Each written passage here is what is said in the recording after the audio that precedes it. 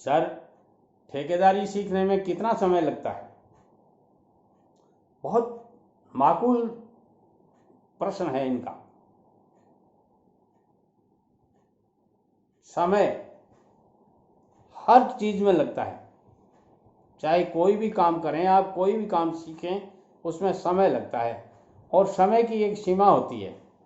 यदि उन सीमाओं के अंदर आप समय लगाते हैं तब तो आप अच्छे ठेकेदार बन सकते हैं, और यदि समय का आपने ध्यान नहीं रखा तो आप ठेकेदार नहीं बन सकते।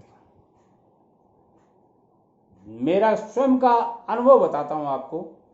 मैं जिस कंपनी में काम लगा था, उस कंपनी में जब मैं सर्विस में पहली बार लगा था तो एज ए अकाउंटेंट लगा था। अकाउंट्स का काम करने के लिए मुझे उस कंपनी ने डेप्यूट किया था, मगर मेरे काम करने के तरीके, मेरी हौसला अफजाई, मेरी रिस्क लेने की कैपेसिटी, मेरा काम करने का जुनून देख करके मेरे बॉस ने मुझे साइट पे भेजना शुरू कर दिया। और उन्होंने भी नहीं भेजा। एक्चुअली क्या होता है, अवसर आपको मिलते नहीं है दोस्तों, अवसरों को झपटना पड़ता है आपको। गांधी जी ने कहा भी था ऐसा कि अवसर मिलते नहीं है, उनके लिए दौड़ना, झपटना और खोजना पड़ता है।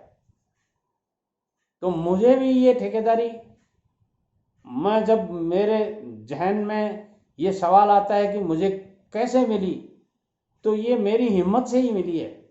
मैं तो एक अकाउंटेंट की हैसियत से गया था वहां, और संयोग से उस दिन संडे था, ऑफिस बंद थी। बॉस ने कहा कि कल मुझे साइट पे जाना है। तो मैंने कहा मैंने आज तक साइटें देखी नहीं है आपकी, आप मुझे भी साइट पे ले चलिए, मेरा अनुभव हो जाएगा कुछ। तो बॉस ने कहा ठीक है, सुबह आप 7 बजे आ जाइए। और मैं मेरे जिस होटल में रुका हुआ था वहां से 7 बजे ऑफिस पहुंच गया।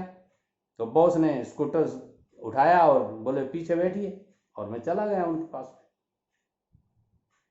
उनके पीछे बैठ गया।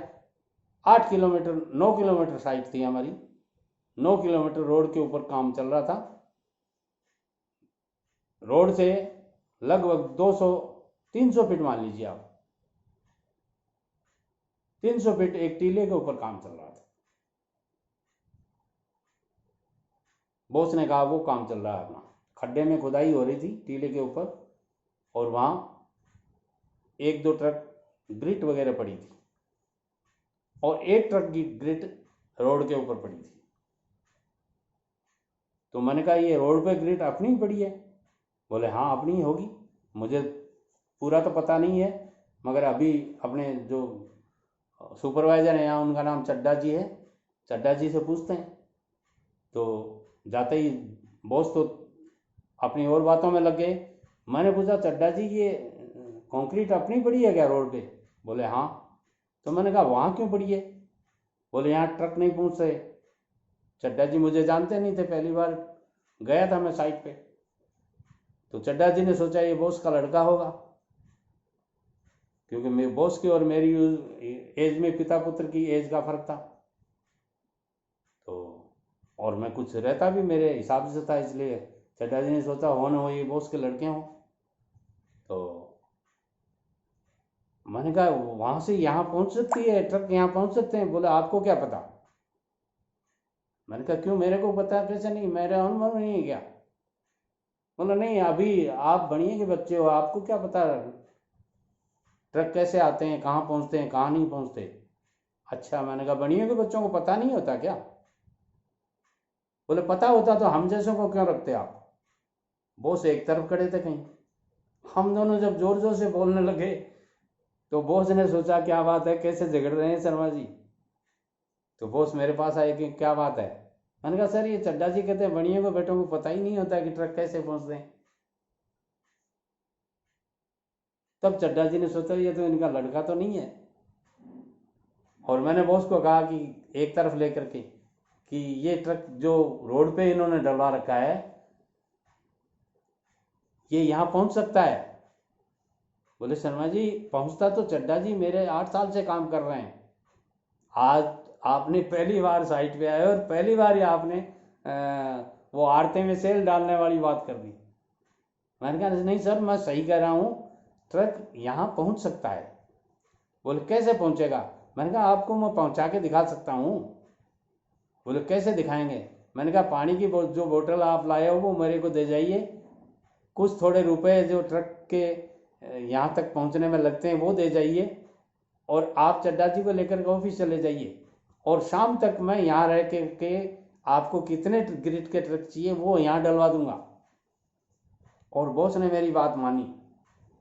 बॉस चड्डा जी को लेकर के स्कूटर पर बैठा के वो ऑफिस ले गए, मुझे वहाँ छोड़ गए। मुझे उस समय 100 के नोट आते थे, एक बंडल थमा गए कि ये लो रुपए और आप डलवा लो, इतने ट्रक अपने को चाहिए। मजदूर वहाँ थे ही।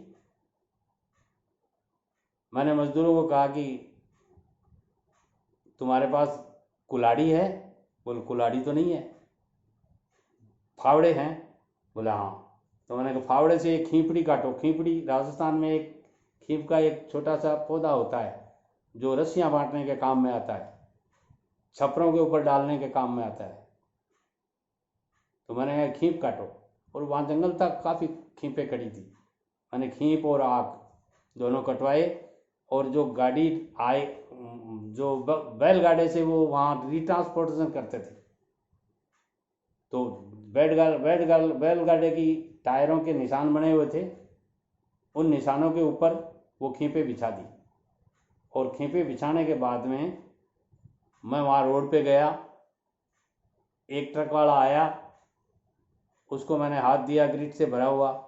मैंने कहा ग्रिड डालनी है? कहाँ? मैंने कहा वहाँ डालनी है, वो टीले के ऊपर। बोले सर वहाँ गाड़ी जाती नहीं है।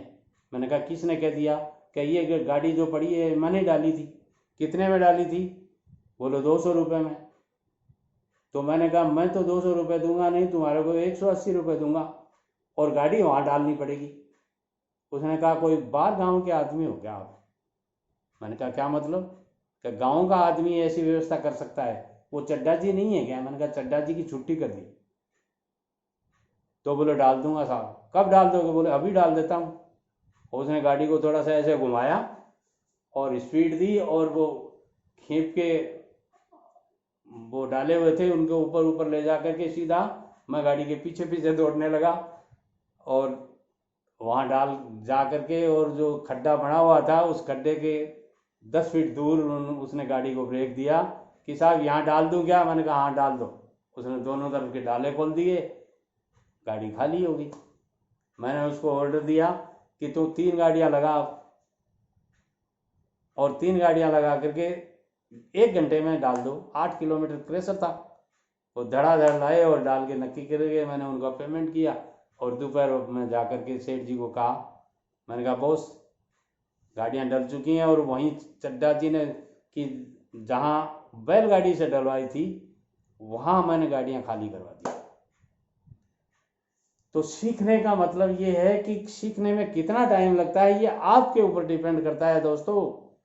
यदि आप में थोड़ी सी काबिलियत है, आप किस माहौल से आते हैं, जैसे चड्डा जी ने कहा था ना कि बनिए के बेटे को पता नहीं होता कैसे गाड़ियां खाली करवाई जाती हैं, मगर मैं बनिए का बेटा नहीं था, गांव का पला बड़ा आदमी था, और इन परिस्थितियों से गुजरा हुआ था, तब मुझे पता था। ये आपके ऊपर डिपेंड करता है कि आप कितने समय में सीखते हैं और कितने समय में नहीं सीखते हैं। यदि आप में ये जुनून नहीं है तो आप टाइम ज़्यादा लगा सकते हैं, और सीखने वाला आदमी तो, अब मैंने तो वैसे ही सीखा, और फिर मैंने 8 साल सर्विस की उनके यहाँ।